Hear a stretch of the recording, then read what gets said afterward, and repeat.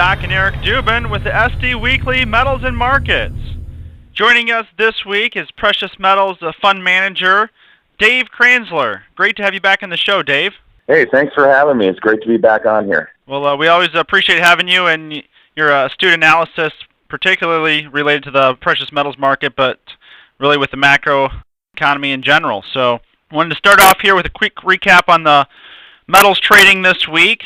Gold popped back above 1,300 early in the week and looked like it might advance off the level, but was traded to a waterfall decline back through and under 1,300 on the COMEX Open. I believe it was Thursday, and then again another little bit dip here Friday. We're recording this show this week a little bit early in Friday morning, and gold's recovered off its lows from the morning to consolidate around the 1295 level, really where it's been trading around for the past 24 to 48 hours. In silver, we saw a spike up towards $20 early in the week, and then it's been a bit of a consolidation off that throughout the second half of the week, touching a low of 1920 early Friday morning, and looking like silver's headed for a close somewhere between 1940 and 1950 here on Friday. So what's your take, Dave, on the trading action in the metals this week? Well, it's interesting that you kind of described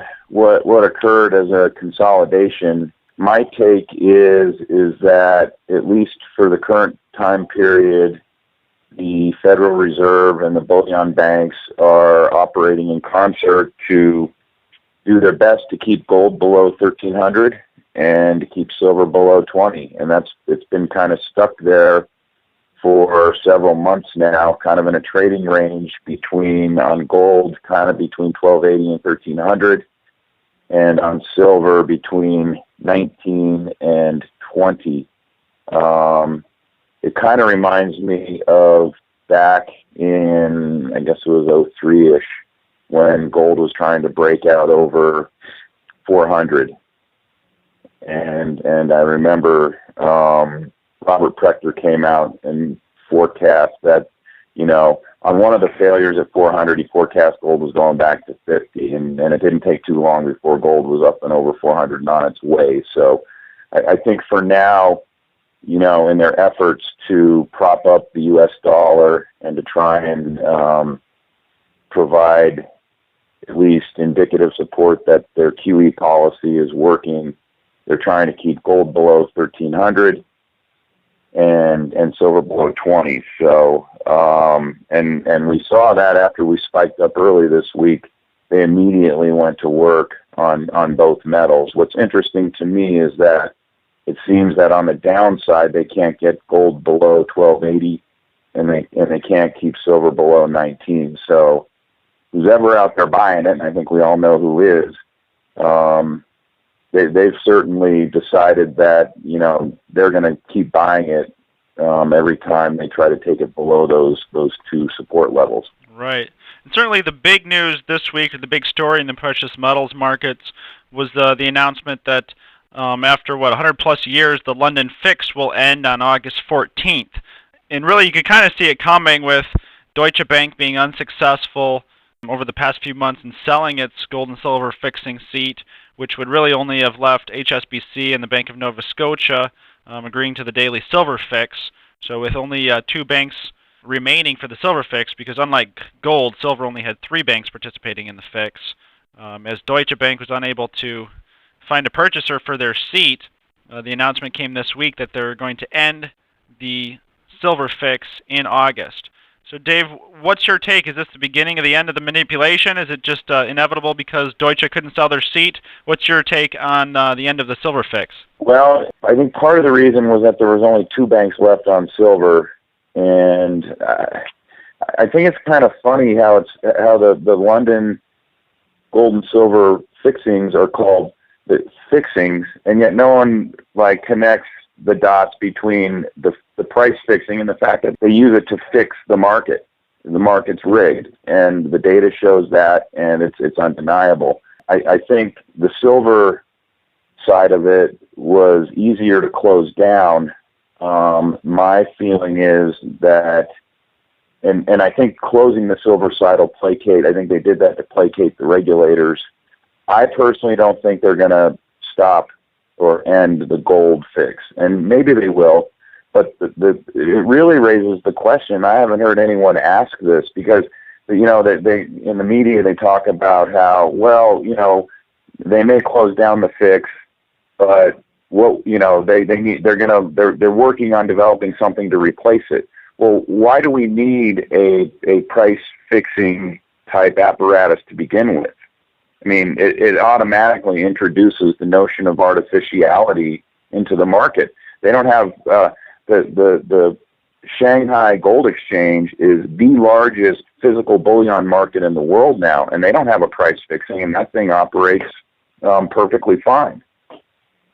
So I'm not even really sure. The fact that they're looking for something to replace the price fixing tells you that they're grasping for ways to hold on to their ability to manipulate the market. And actually, when you think about it, it may actually be an effort to further make the manipulation efforts more opaque. I mean, they stopped publishing the silver forward rates a couple of years ago, and as we've seen, silver is by far the most manipulated market in the history of the world.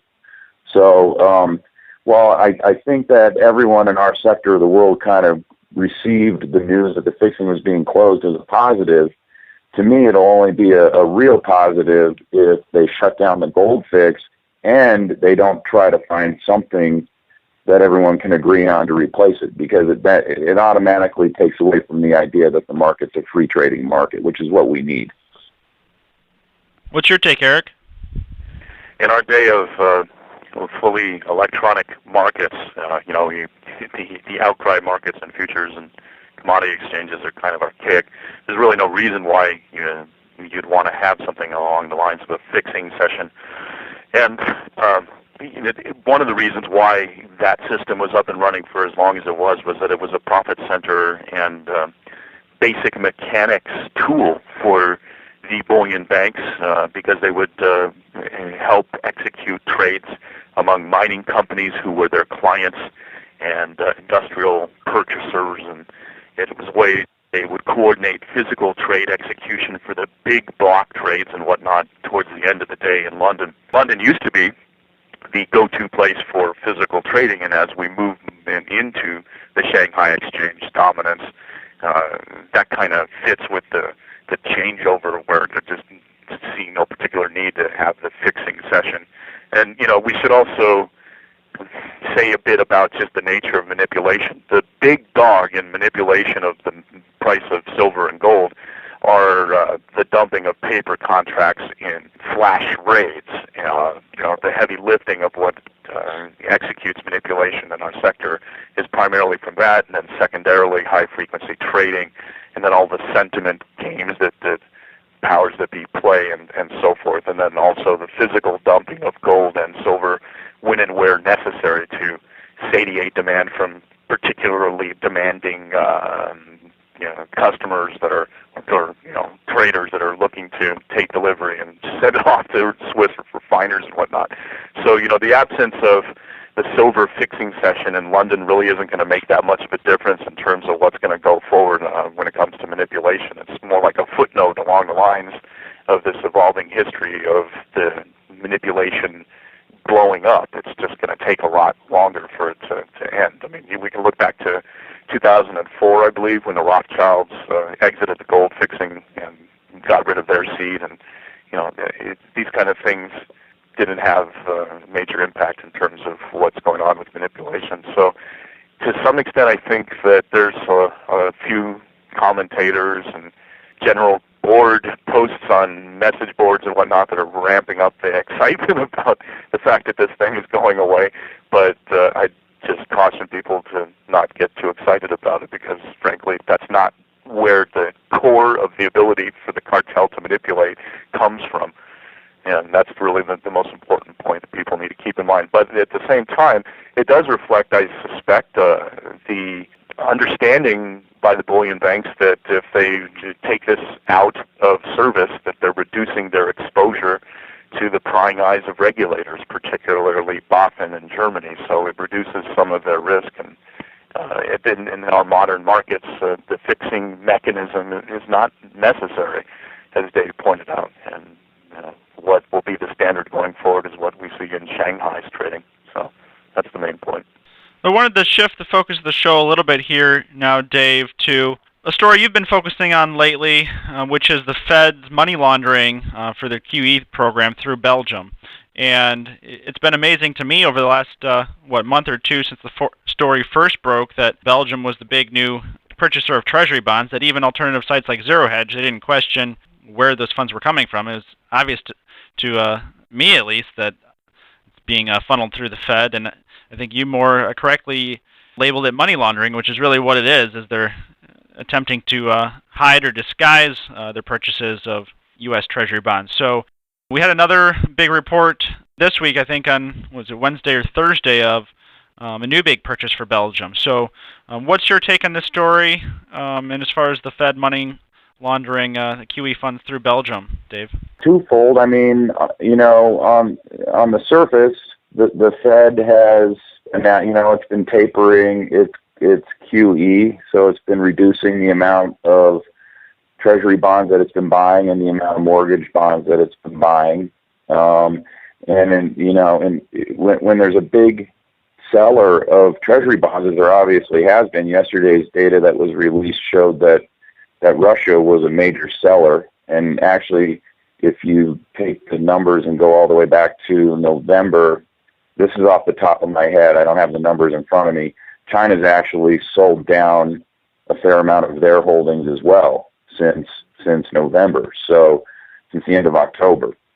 So there's been two big sellers out there, and at the same time, the Fed has been reducing the amount of Treasury bonds that it's buying. Well, it also needs a bid in the market to pay for new Treasury issuance, which has been temporarily reduced. I think we're going to see the Treasury issuance start to ramp up later this year as well. But so the Fed can't outright just print money and purchase those bonds, because everyone would see it in the visible numbers that the Fed releases bi-monthly.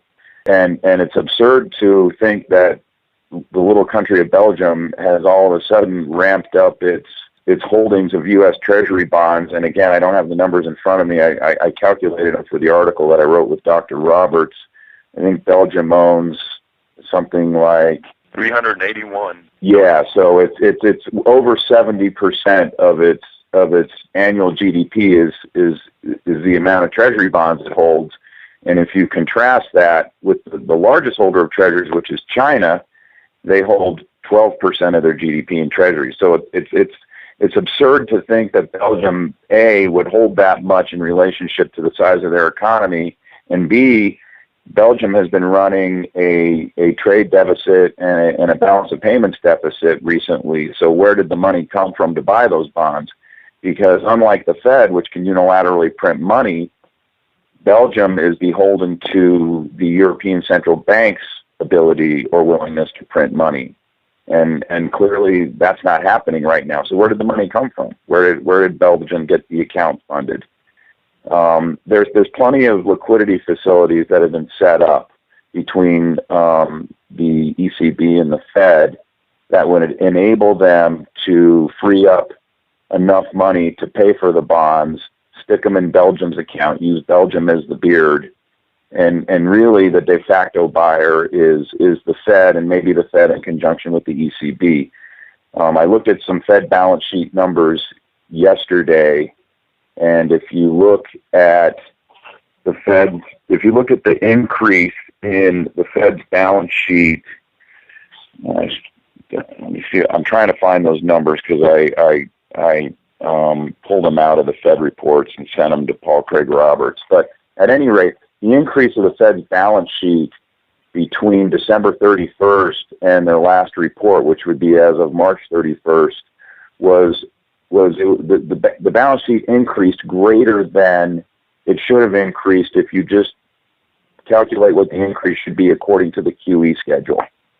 And it increased by about the same amount that equates to the amount of bonds that has been put into the Belgium sovereign account that's being held at the Fed. So, I don't know what more evidence you need, short of the Fed coming out and admitting that that they're the ultimate buyers of the bonds. So that's kind of my take on it, and I think it's a way for the Fed to make sure that those bonds don't go to the open market for bid, because if all of a sudden, you got a big seller between Russia and China, you got a big seller of treasury bonds that are being offered in the market outside of the closed Federal Reserve System, it's gonna force the market a lot lower, and you're probably going to have a lot of selling front running that block. So if they can move the block of bonds without the market seeing it, it adds to the Fed's ability to stabilize the market, and in a way, it's really just more de facto quantitative easing. And I think you made a good point in the article as well, that these bonds are likely being purchased with the large swap that the Fed made with the ECB back 2 or 3 years back, as it's coming through the Euroclear system. Well, yeah, and that's a whole other interesting aspect of it, was that you can see the bonds were removed from the Fed's foreign custodial account. The trade was cleared through the Euroclear system, despite the fact that the Fed has its own clearing system that is set up specifically for trades like that. And the reasoning is the funding has been set up in an offshore facility to pay for the bonds. They clear them through Euroclear.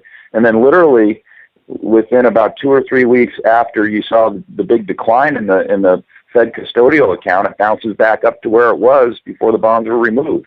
So clearly the bonds were traded and cleared through Euroclear and then moved back into the Fed's custodial account for foreign governments and institutions. Yeah, and for context, too, we should say that the swap lines were never to be fully disclosed. I mean, we only know about them because of the lawsuit that Bloomberg ran and got the information out, and we learned that it was maybe as high as tens of billions. That's correct. And actually, when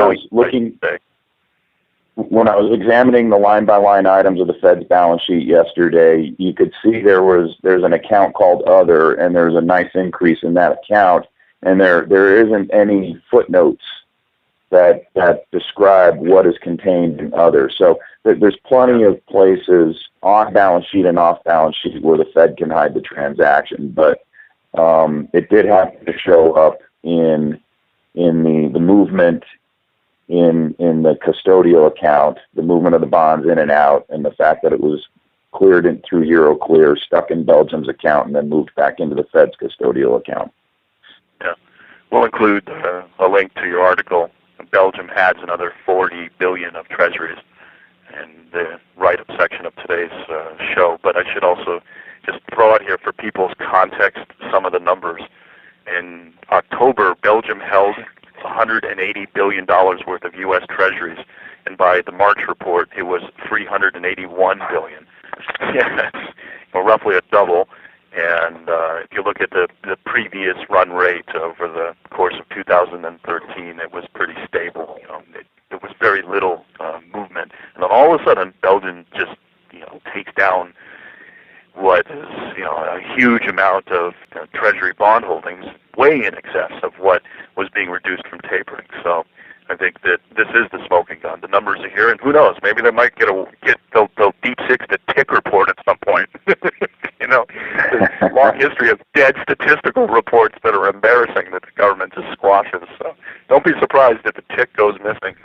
All right, we wanted to give the listeners a quick update here on the state of the wholesale gold and silver market in the U.S. Really haven't seen too much of a change over last week. 90% silver remains in extremely short supply across really the U.S. wholesalers, 2 to 4 weeks out, and really unavailable in any meaningfully significant quantities. Premiums pretty much unchanged across the spectrum from generic products, rounds, bars, and the official mint coins like Silver Eagles and Silver Maples. So not too much of a change to report on this week as far as physical supply availability and premiums. But speaking on the physical side, Dave, in another of your recent articles, you kind of broke down and analyzed Ted Butler's recent claims that J.P. Morgan has been the entity buying up all the Silver Eagles in record quantities. And the Silver Eagle sales certainly have been breaking records or on pace to break records this year. Through mid-May here, we're nearing 21 million ounces of Silver Eagle sales. This could, May is on pace to be the largest month of the entire year. Thus far, March's 3.4 or 5.4 million ounces have led the way, and we're already at 3.3 million ounces through the first 2 weeks of May. So if sales would continue, we'd be looking at possible 6 to 7 million ounces of sales in May, which would be an all-time record for May. But you pointed out that Ted Butler's claim that J.P. Morgan is the entity purchasing all these Eagles is pretty much nonsense and inconceivable. Do you want to elaborate further? Yeah, well, first of all, I'm not really sure what motivated him to make that comment, because there's just absolutely no way you can document it. I mean, I can't even find any circumstantial evidence justifying making that assertion, unless he has inside information, in which case he would have told us. A little birdie told me. What's the famous line from the Drexel Burnham, Dennis Levine, Ivan Boesky days? Your bunny has a good nose, and he would have to at least add some validity to his assertion by telling us that he heard it on a good source or something. To begin with, the amount of Silver Eagles that we're talking about, when you convert it into tons, is really not. It's significant in that it's we're at a run rate that far exceeds the U.S. mine supply of silver on a monthly basis. But it's not a significant amount in the context of how much silver is mined every year, and how much silver is sitting in the COMEX vault, and how much silver is sitting in the SLV trust. And bullion banks deal in the global marketable bar standard, which for silver is 1,000-ounce bar. And to think that J.P. Morgan, because they're having trouble getting a hold of silver, would buy up Silver Eagles and recast them into 1,000-ounce bars. I mean that in and of itself is expensive, and it's a lot of trouble. And especially when you consider the fact that, hey, they've got all this silver they're reporting to be holding in the COMEX inventories, and there's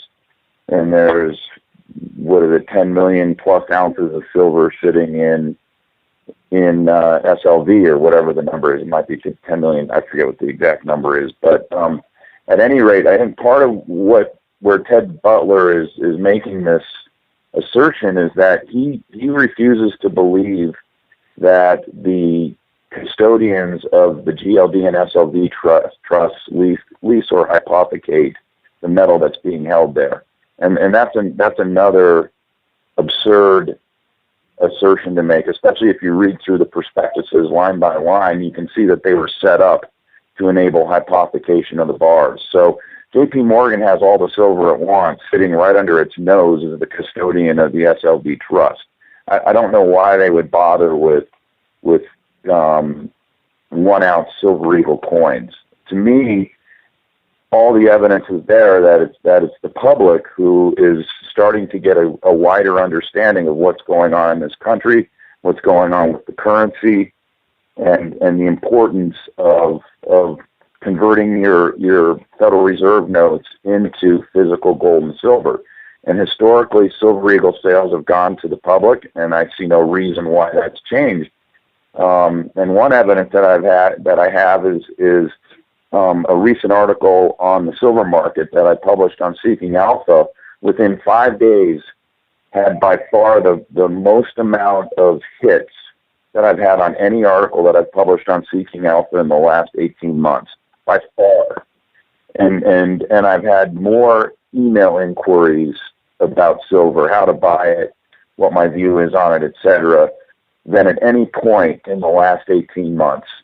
And to me, that tells me, that's just indicative of the fact that the average person out there is starting to get it, and is starting to understand the need to buy gold and silver. And obviously, historically, silver has been the poor man's gold. If you can buy 68 ounces of silver for the same price that it would cost you to buy an ounce of gold, you're going to buy the silver. And ultimately, if we get back to a sort of a a basic economy where we're using gold and silver as currency, silver is much more fungible than gold. It's more practical for individuals to hold. So I just think it's kind of a crazy assertion to make that J.P. Morgan would bother accumulating silver eagles, so that it could recast them into bars, when all the evidence for me suggests that the public is becoming more and more interested in precious metals, and especially silver. And from a precious metals retail dealer's perspective with SD Bullion, I can substantiate that J.P. Morgan is definitively not purchasing silver eagles in volume. Maybe one of their employees is buying a tube or two, but they're not buying them in volume. A couple other points I would throw in. Yeah, maybe a part of Blythe's severance package. She got a couple tubes. But you're seeing premiums at their all-time lows. We were selling silver eagles for $239 over spot, any quantity for 2 weeks. And if J.P. Morgan had suddenly come into the market and purchased 20 million silver eagles, premiums on silver eagles would be between $5 and $10 per coin. So not only is it absurd to think they would, which I agree with, if they were going to purchase silver in the market, they'd be buying either 100-ounce or 1,000-ounce bars back into the market, that they'd be paying maybe 20 to 40 cents over spot in volume versus an eagle that they're not going to get under 225 to 240 over spot.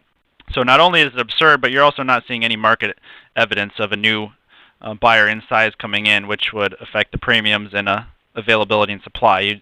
Silver eagles would be in massive shortage because the retail demand, as you mentioned, Dave, is at record highs. It's there, and if we had a new source of 20 million ounces of demand of silver eagles, we'd be seeing massive shortages and the highest premiums in silver eagles we've ever seen, and instead we're seeing some of the lowest premiums possible with the U.S. Mint sales prices.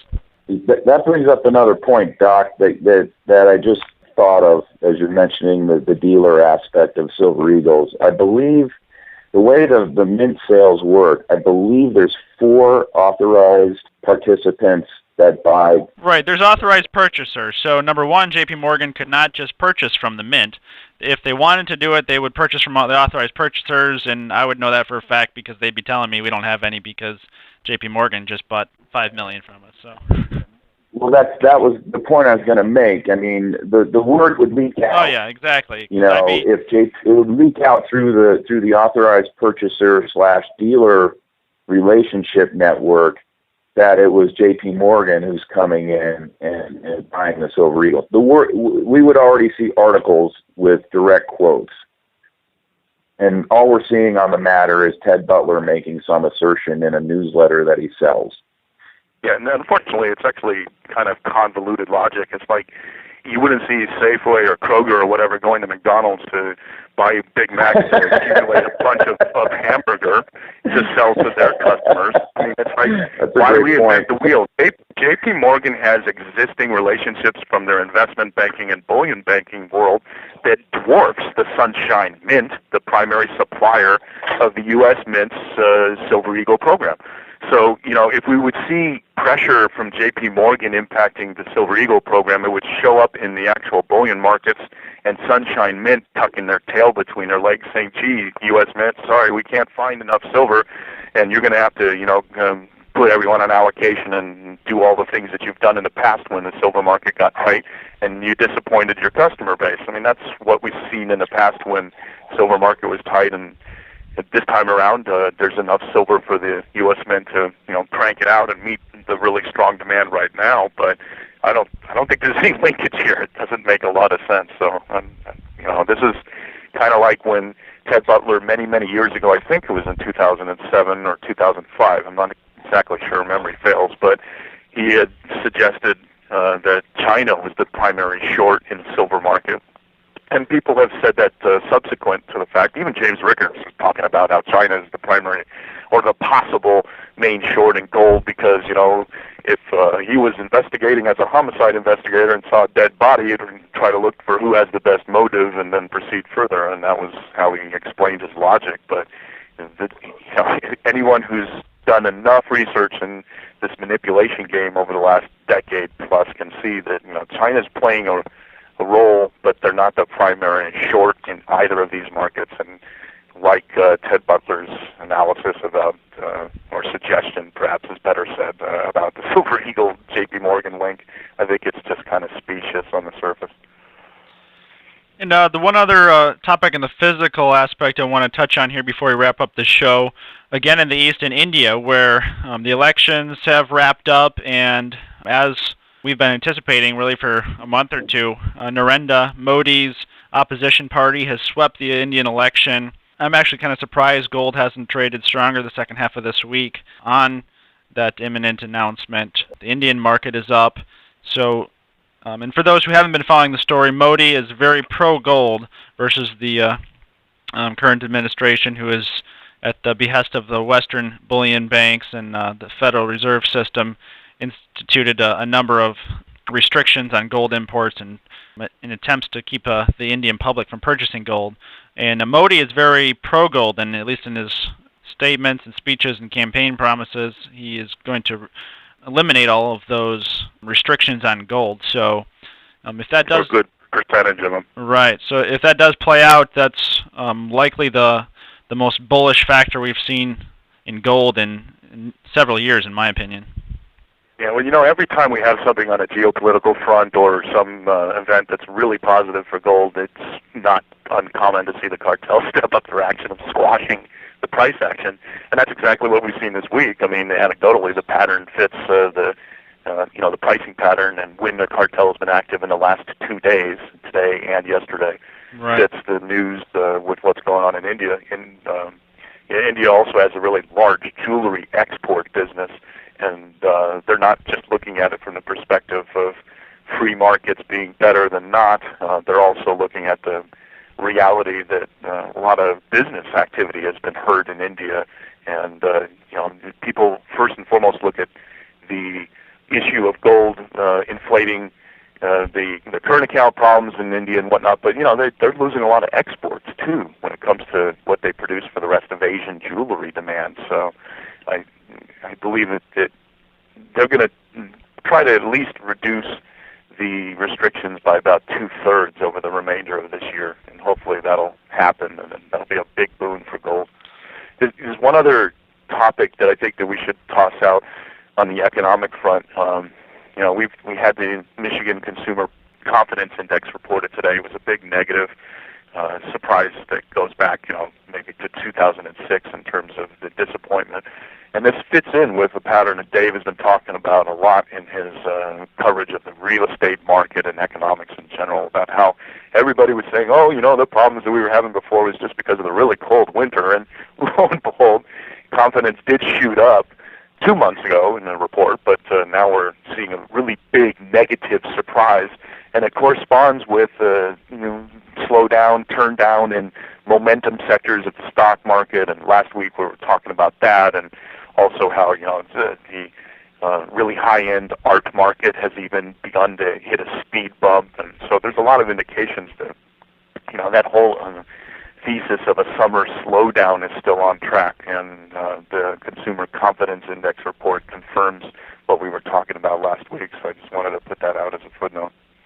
And too, the bond market is really sending pretty ominous signals. The long end of the bond market is seeing yields plummet to levels that are truly surprising, and maybe that does correspond to the extra effort that the Federal Reserve is doing with swap lines in Belgium in cahoots to purchase bonds and push yields down. Who knows?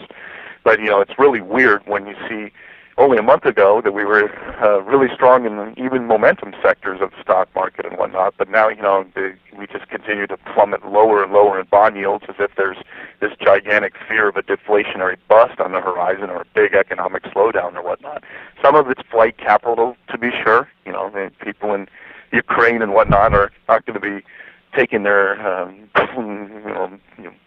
pilfered millions and billions and whatnot and sticking it into bank accounts, given that we're in a new world with banks not being secure. So people do put some money into treasuries amongst hard assets and other stuff. But I'd love to know your take, Dave, on what you think about what's going on in the bond market, because it's really peculiar to see the yields continue to fall, prices going up on 10-year and 30-year and whatnot.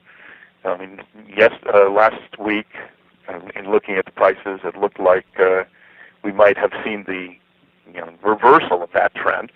But here we are again at this week on Friday, where yields have been falling throughout the course of the week. What do you think? What's going on here? Well, there's a couple factors there. The first one is if the Fed's narrative that the economy is getting better had any substance to it, we would see not only yields going higher, but we would also see the curve steepening. And what we're seeing is that yields are going lower quickly, and the curve is flattening. Part of that is being driven by there's a big short squeeze going on in the long end of the curve. I went and looked at the numbers this morning, and if you look at the Commitment of Traders report, the managed, what would be the equivalent of the managed money category, has built a huge short position, a net short position in relationship to where it was at the beginning of 2013. Before I looked at it in 2013, also way before the QE tapering was even a figment of anyone's imagination. And so the obvious trade has been, okay, the Fed's going to reduce its bond purchases, so we need to short the Treasury market. So there is a little bit of a short squeeze aspect going on there. But I think, as you said, when you see a compression like this in the yield curve, both outright and also in terms of flattening, it means that, the bond market, which is typically the smartest of all the markets, is smelling something very ugly behind the scenes that's coming our way for our economy. And we're already seeing that in the numbers, obviously, as you were talking about the sentiment and the retail numbers and the housing market numbers. But yesterday I also was looking at the very short end rates, and basically from 0 out to 3 months, we're basically at 0%. When you take into account transaction costs, if you park your money anywhere out to 3 months, you're basically not making any interest. It's a 0% rate. And the reason why you do that is if you have a big chunk of money that you just want to set aside and hold it as cash, you're going to put it in very short-term treasuries as opposed to holding it in a bank. Because if you hold it in a bank, you're only insured up to whatever the number is now. I think it's $250,000. If you got several million that you want to just hold as cash, you know that you're at risk by putting it in the bank beyond your $250,000. If you put that kind of money in short-term treasuries, the ultimate backstop is that the Treasury will just print money in order to pay off those bonds. So your cash is safer.